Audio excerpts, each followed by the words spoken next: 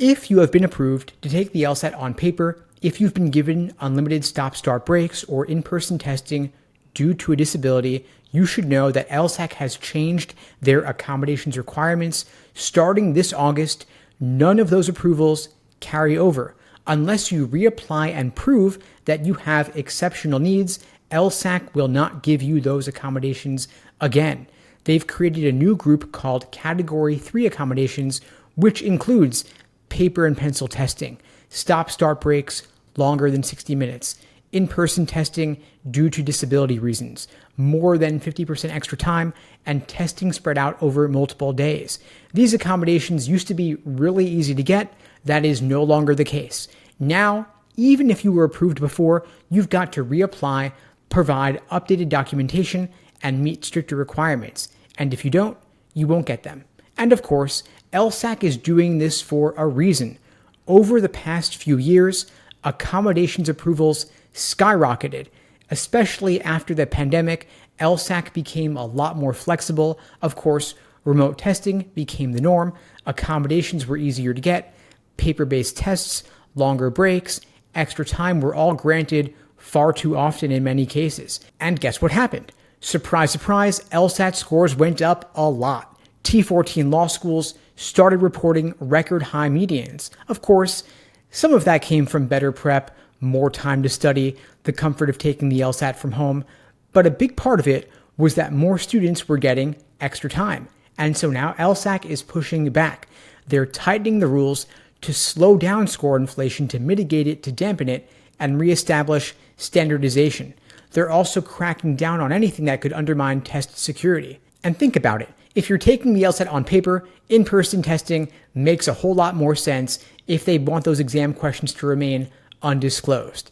And unlimited stop-start breaks? That's pretty loose. Some students could pause constantly without having clear medical justification.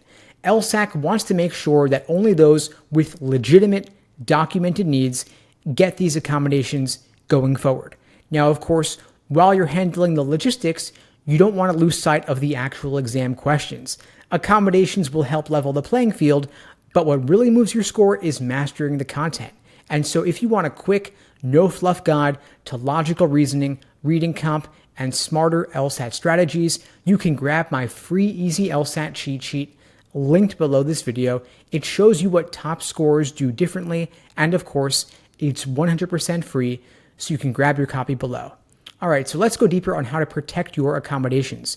To get approved for a Category 3 accommodation, you've got to submit a personal statement written in clear, plain English explaining what your condition is, how it impacts your ability to take the LSAT, and why you need this specific accommodation. You also need a letter from a qualified professional like a doctor or a psychiatrist on their official letterhead, including their license number and their contact info, clearly stating your diagnosis and how it justifies the request, and it's got to be dated from within the past 12 months.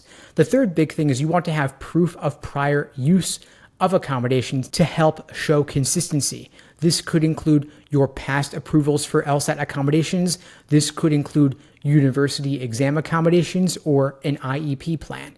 Anything showing this is not a new request out of nowhere, showing a precedent for you having gotten accommodations in the past.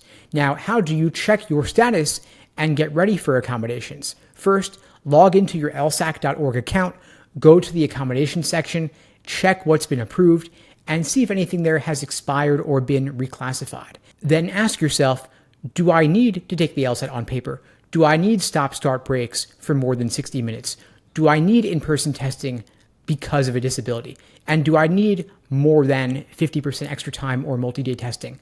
If yes, that means you are in Category 3 now, according to LSAC, and you'll have to reapply for your accommodations if you're taking the LSAT in August 2025 or beyond.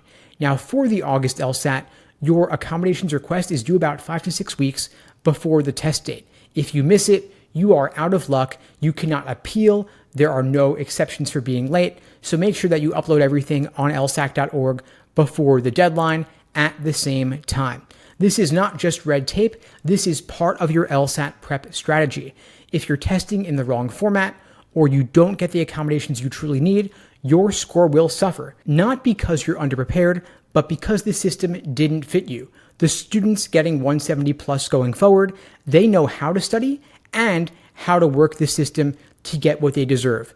So don't just focus on logical reasoning and reading comp. Make sure that your test day is set up to support your best possible performance. And if you need my help, reach out. In the meantime, I wish you all the best and take care.